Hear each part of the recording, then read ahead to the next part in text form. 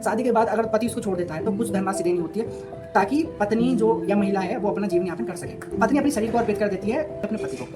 आज इस वीडियो में बात करेंगे मेहर की। मेहर को कहीं ना कहीं हम दो पार्टों में बांटेंगे क्योंकि मेहर की जो वीडियो है वो बहुत बड़ी होने वाली है, तो इसलिए हम उसका दो पार्ट करेंगे। तो मेहर, सबसे पहले आपको मैं बता दूं तो मेहर होता है दहेज।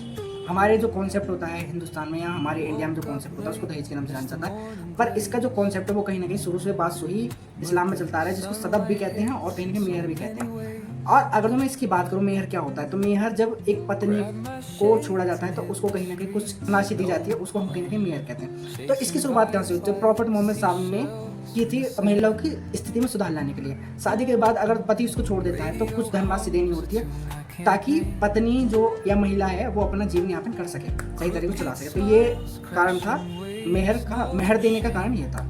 तो इसमें परिभाषा है विलेंस के अनुसार। विलेंस क्या कहते हैं? मेहर एक ऐसी धनराशि है जो इस कारण दी जाती है कि पत्नी ने पति को अपने शरीर को अर्पित कर दिया है। कॉन्सेप्ट थोड़ा ऐसा है कि भाई समझाने में थोड़ी ऐसी लैंग्वेज यूज होगी, पर अगर जो हम इसको थोड़ा क्लियरली समझेंगे तो भाई हमारे लिए ही अच्छा है। हम इसको और तरीके से अच्छे तरीके से एग्जाम में लिख पाएंगे, क्योंकि मेहर का कॉन्सेप्ट भाई हर पेपर में आता ही है। अगर जो आप पिछले 10 साल के पेपर उठा के देखो तो कहीं ना कहीं आपको मेहर मिलेगा ही, और मेहर के बारे में आप जितना क्लियरली और अच्छी तरीके से जानोगे उतना आपको और अच्छी तरीके से समझ आएगा। तो मतलब पत्नी अपने शरीर को अर्पित कर देती है, इसी कारण इसको मेहर की धनराशि दी जाती है। तो जब पति छोड़ता है तो पत्नी के कहीं ना कहीं कुछ भी नहीं रहता, उसके पास, यह बेचारी ऐसी ही दर ठोकरे ना खाए। इसलिए एक मेहर का कॉन्सेप्ट बनाया गया कि भाई अगर तुम पत्नी को छोड़ते हो तो कहीं ना कहीं तुम्हें कुछ धनराशि देनी होगी। तो उसी कॉन्सेप्ट को इसमें बताया गया है। अगर मैं इसके उद्देश्य की बात करूँ तो इसका मेहर का क्या उद्देश्य होता है? तो पहला उद्देश्य इसमें सम्मान के प्रतीक के रूप में पति पर एक दायित्व, यानी पति पर कोई दायित्व दिया जाता है। अगर जो मेहर का कॉन्सेप्ट नहीं होता तो पति क्या है, शादी करता और तलाक दे देता, शादी करता और पत्नी को तलाक दे देता। तो इसमें कुछ ऐसे दायित्व दिए जाते हैं कि पति ये ना है कि उसमें मेहर का जिम्मेदारी रहेगी, तो वो एक बार को सोचेगा भाई अगर मैं अपनी पत्नी को तलाक दूंगा तो कहीं ना कहीं मुझे मेहर देना पड़ेगा, और ये धनराशि भाई एक जिम्मेदारी और रिस्पॉन्सिबिलिटी कहीं ना कहीं पति के कंधे पर डाल देती है। दूसरा बताया गया इसमें तलाक के मनमाने उपयोग पर अवरोध रखना। क्या आप कॉन्सेप्ट जानते हैं? मुस्लिम में क्या है कि 3 तलाक होता है, और 3 तलाक उनके तलाक कहने से कहीं ना कहीं उनका तलाक हो जाता है। उनको कोई कानूनी कार्रवाई नहीं होती थी अब तक भी। अब जब से 3 तलाक का कॉन्सेप्ट आया तो कहीं ना कहीं कोर्ट द्वारा जाके उनको तलाक लेना पड़ता है। पर उससे पहले स्थिति दयनीय बहुत ज़्यादा खराब थी महिलाओं को लेकर, क्योंकि डायरेक्ट जाके वो 3 तलाक कहती थी और कहीं ना कहीं महिलाओं का तलाक हो जाता था। इसमें आप केस देखोगे तो बहुत से आप ऐसे भी केस देख सकते हो जिसमें कहीं ना कहीं पति दुबई में है और पत्नी कहीं ना कहीं इंडिया में है, तो पति ने कहीं ना कहीं फ़ोन पे ही तलाक कह दिया और यहाँ पर तलाक हो गया। तो इस दयनीय स्थिति ना बने और ऐसी स्थिति ना आए, तो इसलिए ही मनमाने ढंग पर कहीं ना कहीं अवरोध रखने के लिए ही ऐसे कॉन्सेप्ट लाए जाते हैं जिसमें मनमानी ना हो।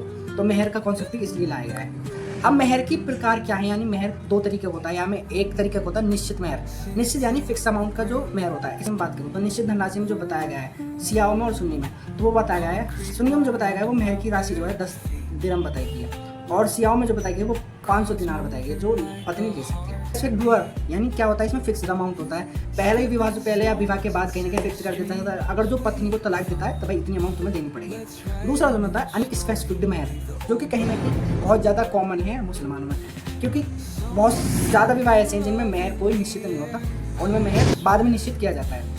अनिश्चित मेहर के कोई और नाम भी बताया गया, जैसे इसमें उचित मेहर भी से कहा जाता है, रिवाजी मेहर भी कहा जाता है, मेहर ए मिस्र भी कहा जाता है। तो ये 3 नाम है जो इनके दिए जाते हैं। अब जो ये अनिश्चित मेहर है ये डिसाइड कैसे होता है? तो इसमें डिसाइड करने के लिए कहीं ना कहीं जैसे कि जो पत्नी है उसकी कहीं ना कहीं सुंदरता देखते हैं, उसकी समझदारी देखते हैं, पिता का स्टेटस देखते हैं, पिता का कैसे स्टेटस है, और कहीं ना कहीं समाज में उसकी कितनी इज्जत है, और परिवार में कोई और लड़की होगी, लड़की के परिवार में कोई और लड़की होगी जिसका कहीं ना कहीं मेहर दिया गया होगा, तो उसके मेहर को देखेंगे, और कहीं ना कहीं पति की आर्थिक स्थिति देखी जाएगी, भाई पति की आर्थिक स्थिति कैसी है तो उस हिसाब से मेहर दिया जाएगा। अब इसमें केस देख लेते हैं मीरा बीबी बनाम जुहिदा बीबी। इसमें कोर्ट ने वर्डिक्ट दिया है जिसमें कहा है कि मुसलमानों में मेहर बहुत जरूरी माना जाता है। अगर इसके बारे में जिक्र नहीं किया गया है तो इसको फिक्स भी किया जा सकता है, विवाह के बाद या तलाक के बाद भी फिक्स किया जा सकता है। तो ये कहना है कोर्ट का, इसमें वर्डिक्ट दिया है कोर्ट। भाई ये था हमारा मेहर का पहला पार्ट जिसमें हमने मेहर के बारे में बात करी है। इसके तुरंत बाद कहीं ना कहीं हम दूसरा पार्ट भी अपलोड करेंगे जिसमें आप देख सकते हो कि मेहर के और भी जो कॉन्सेप्ट है उनके बारे में बात करेंगे।